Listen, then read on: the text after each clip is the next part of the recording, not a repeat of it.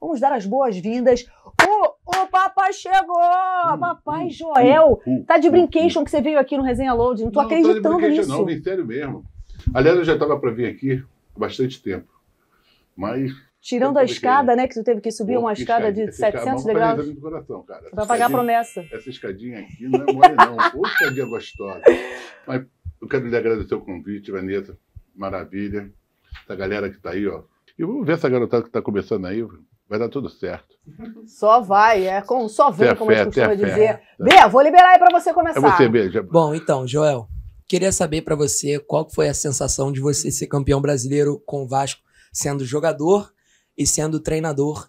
Qual pra você que foi o momento mais especial assim que você viveu no Vasco também? Olha, boa pergunta. Ser campeão, eu não enumero se é brasileiro, se é carioca, se é Mercosul. Campeão é campeão, não tem jeito.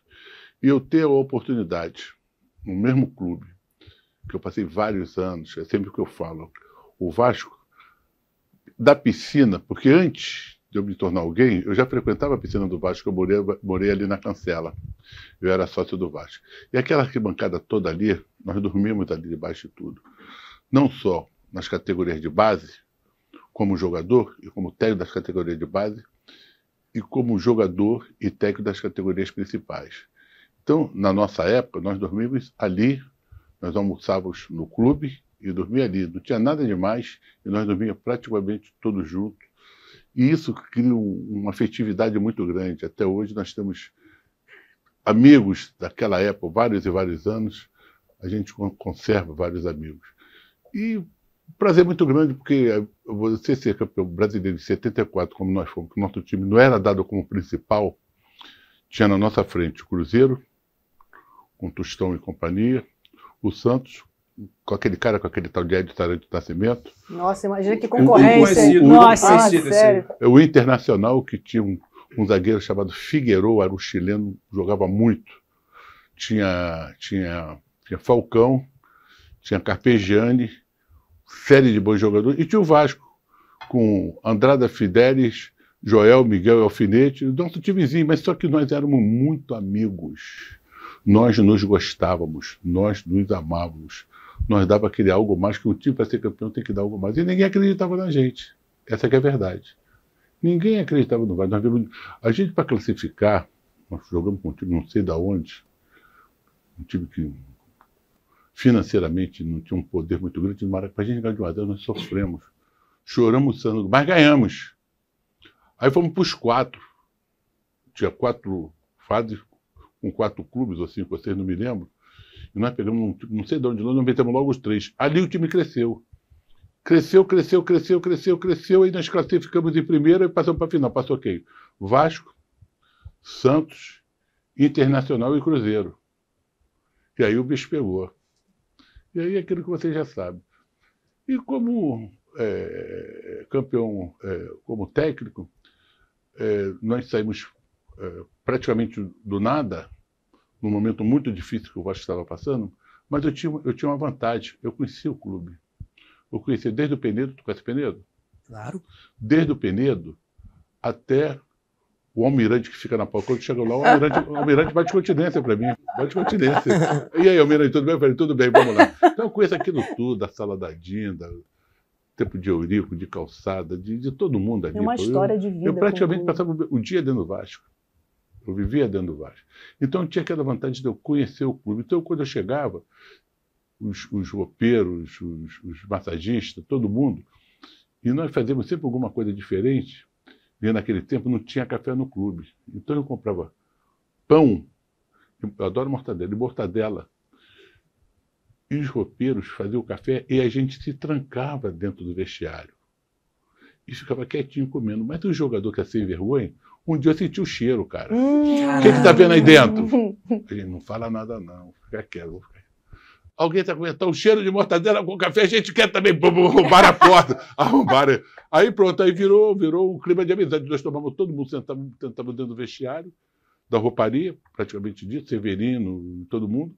Sentávamos ali e a gente começava a tomar café. E já saiu um lance de amizade. Pô, então todo mundo amigo, todo mundo se gostando, não pode dar outra coisa, campeão. Falando nesse clima de amizade, Joel, você ganhou o apelido de Papai Joel.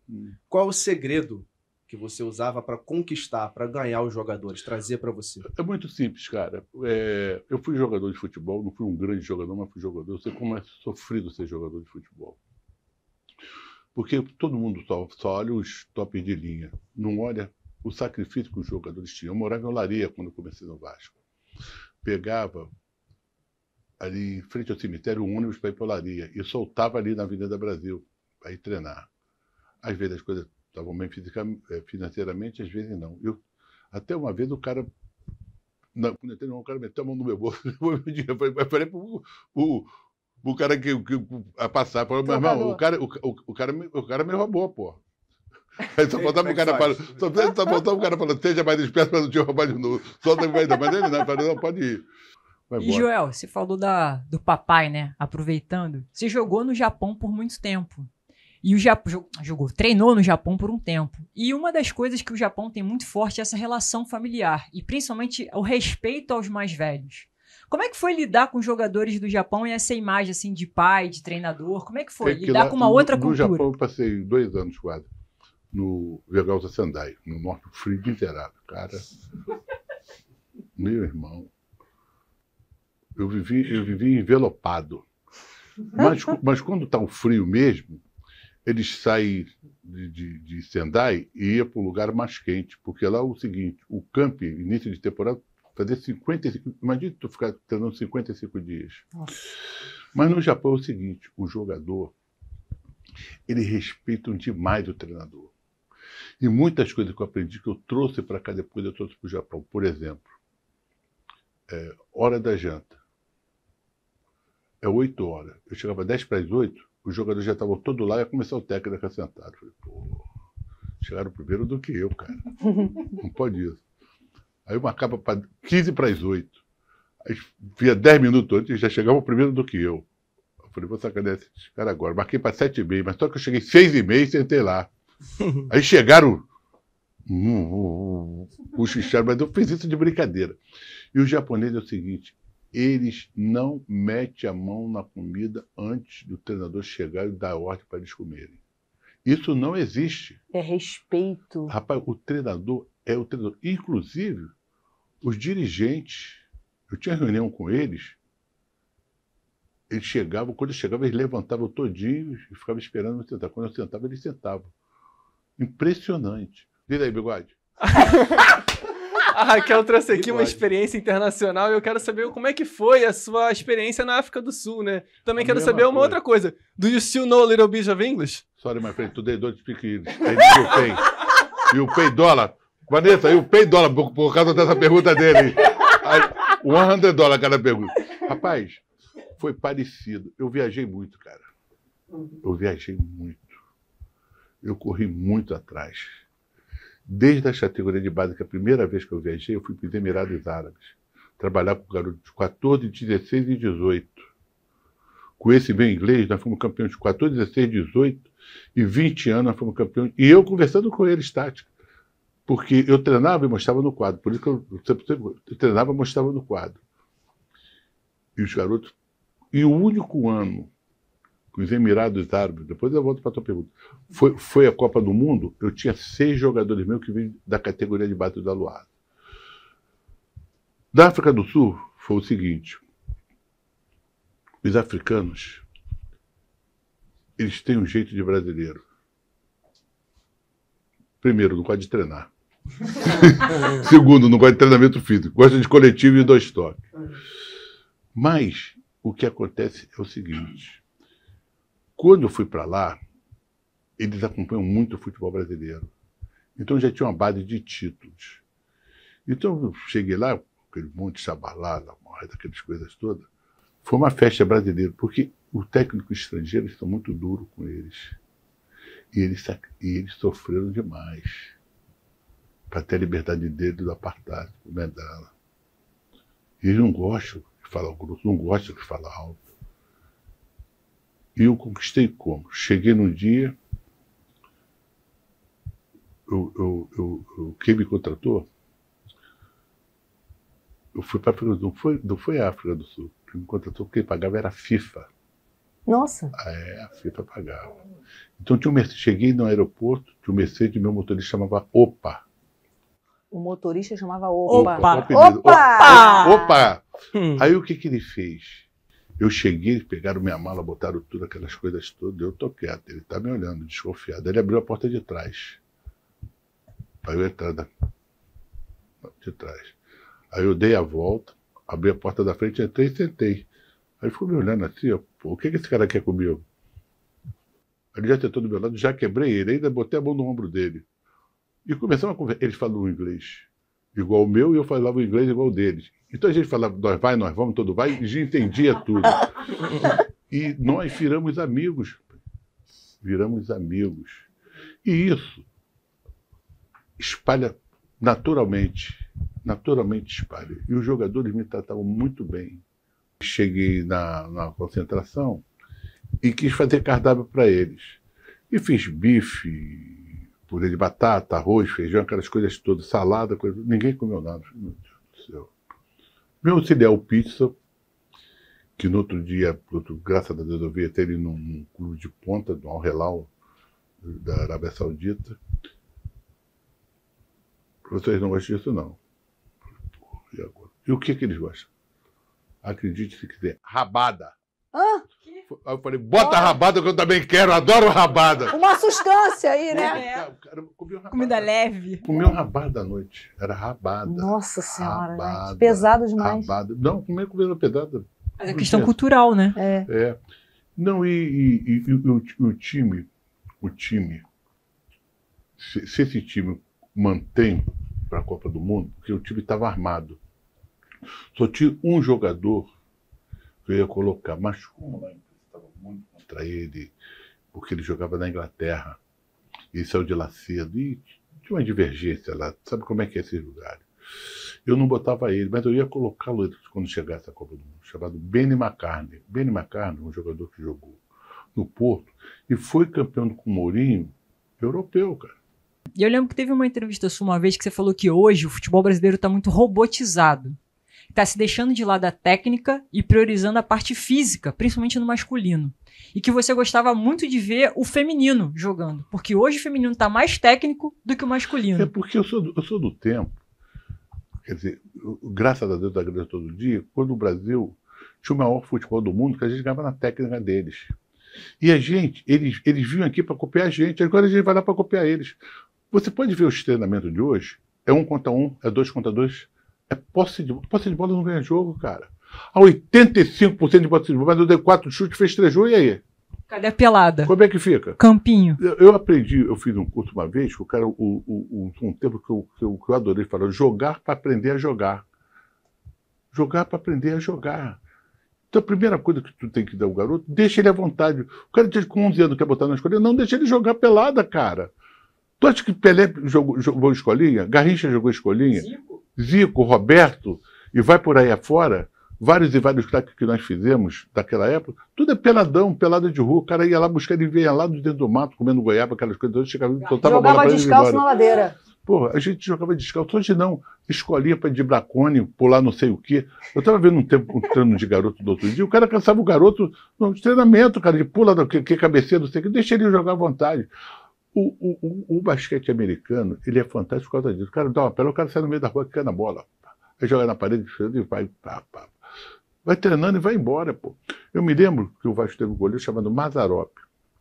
E tivemos um goleiro chamado Andrada. Andrada era o titular.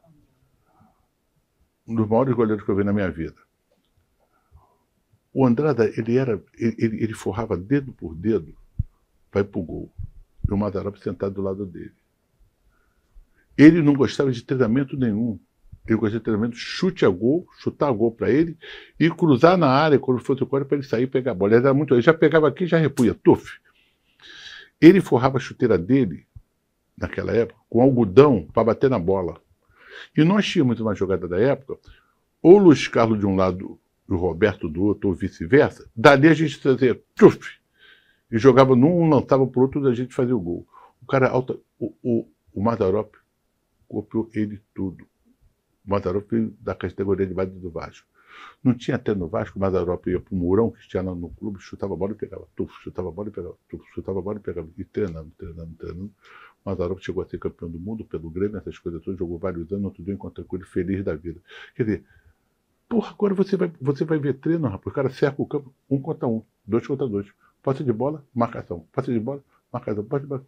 Por que o cara não dribla? Por que o cara não finta? Não existe mais isso, cara. Não existe mais. E tem jogador, não fala que não tem, que tem. É só você sair um pouquinho que tem o peladão. Fala que tá com uma sede para falar danado. Tá com uma sede, com a coceira na garganta. Eu ia te perguntar, você acabou falando do Mazzaropi, que teve seus momentos no Vasco, grandes momentos, por sinal, né? E você no Vasco vivenciou um dos momentos mais históricos da história. Históricos da história é complicado, né? Mas você viveu um dos momentos mais históricos do futebol brasileiro, quiçá do futebol mundial, que foi aquela virada na Mercosul contra o Palmeiras. E, cara, o que aconteceu ali? O que você falou no vestiário? Como é que você fez aquilo? Como é que você fez aquilo? Não fala segredo. Rapaz, vocês não imaginam. Às vezes você acha que jogo de futebol você ganha no dia do jogo. Você não ganha no dia do jogo. Você ganha na preparação para ganhar um jogo e você sente quando o time vai ganhar um jogo. Tu sente, convivendo com o jogador que você conhece. Eu cheguei do Vasco num domingo.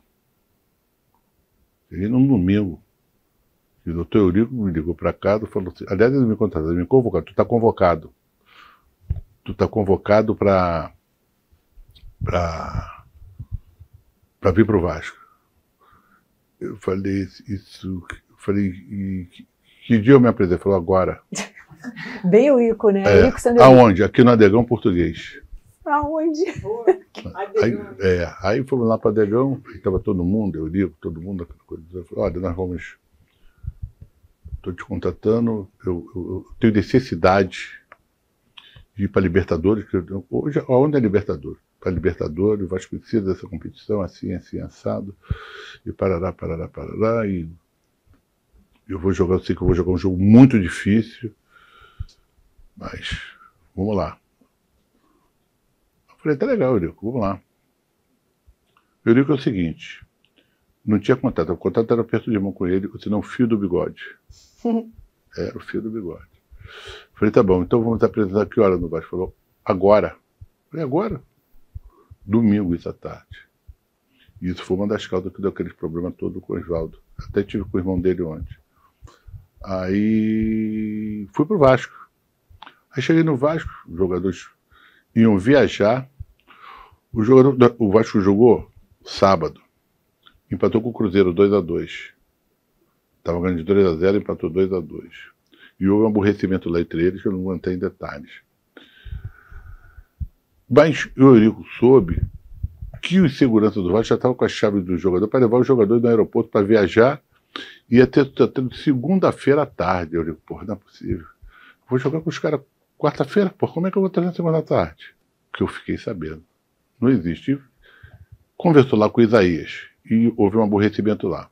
Cheguei e reuni com o Eurico, agora mesmo estou vendo o Eurico ali pelo cantinho da arquibancada, vindo. Aí o homem está te chamando lá. Pô, me chamando. Estava comentando com ele, eu falei, falou, doutor. Eu falei, vem cá. O que você tem? Tu é rezador, tu é macumbeiro, tu é babalaô? Qual o santo que você tem? Eu falei, porra, doutor, por que tá fazendo negócio comigo? Que estava jogando Grêmio, acho que é Grêmio Internacional, com um time que tinha despontado lá do interior, que jogou uma final com o Vasco. E esse time, São Caetano, e esse time precisava, se ele ganhasse do Grêmio lá no Sul, o Vasco já estava classificado. E não é que ele estava ganhando, cara. Ele ganhou o jogo. Eu falei, porra, legal. Isso foi no domingo. Aí segunda-feira eu fiz um coletivo e falei, Eurico, eu vou fazer o coletivo. Nós não podíamos ir antes para São Paulo. Vamos fazer o coletivo. Eu vou dispensar para os jogadores irem em casa, mas tal hora eu quero no hotel, o Rio, tal hora lá. Tá tudo bem? Tudo bem. Aí fui treinar. Quando fui treinar, eu tirei o Paulo Miranda e botei o nada. Porra, pra quê? O Paulo Miranda saiu, jogou a camisa no chão e foi pro vestiário. Eu falei, puta, bem, já começou, rapaz. E o Vasco tinha 2 grupos. Essa que era a verdade. O grupo do Romário e o grupo do Edmundo, do Pedrinho, do coisa, aqueles 2 grupos. Eu falei, puta merda, rapaz. Fui atrás dele. Cheguei para ele e falei assim, Paulinho, e o pior é que eu já sabia dele, as características dele, só que ele estava fazendo uma função que para mim não era legal. Fui atrás dele e falei, Paulinho, vem cá. É sério isso mesmo? Ele falou, porra, já todo mundo que chega aqui, porra, mentira. E pior que ele estava jogando bem mesmo. Mas só que ele era muito agressivo, eu ficava praticamente com 3 caras agressivos e só um que marcava, que era o Jorginho Jesus. E os laterais apoiando, porra, eu ficava desguardecido demais. Eu falei, Paulinho, não é pra você. Para com isso. Essa besteira de jogar a camisa e ir embora. Já mostrou que jogou a camisa? Eu vim com a tua camisa aqui para te dar. Bota a tua camisa, vamos embora. Se você não voltar, sabe o que vai acontecer? É simples, cara. O homem vai te multar e vai te dar uma justa causa. E você pensa que tu vai embora? Tu não vai embora não, ele vai te segurar aqui até a morte. E você não vai jogar mais, nunca mais comigo, cara. Não fiz nada pra você, você não tem respeito, cara. A imprensa toda olhando. Que porra é essa, cara? Para com isso, vamos embora. E tua família? Quando souber a noite, tu não é disso. Eu te conheço, rapaz. Aí um outro profissional tinha falado que ele era um jogador exemplar, disciplina, tudo. Então o jogo falou assim, assim, assim, ele ficou me olhando assim, assim, na trás, parando aí, ele ficou me olhando assim, admirado. E tem mais, se eu errar contigo, você vai falar para toda empresa que eu falei uma coisa para você e estou fazendo outra. Agora vamos embora, vamos treinar.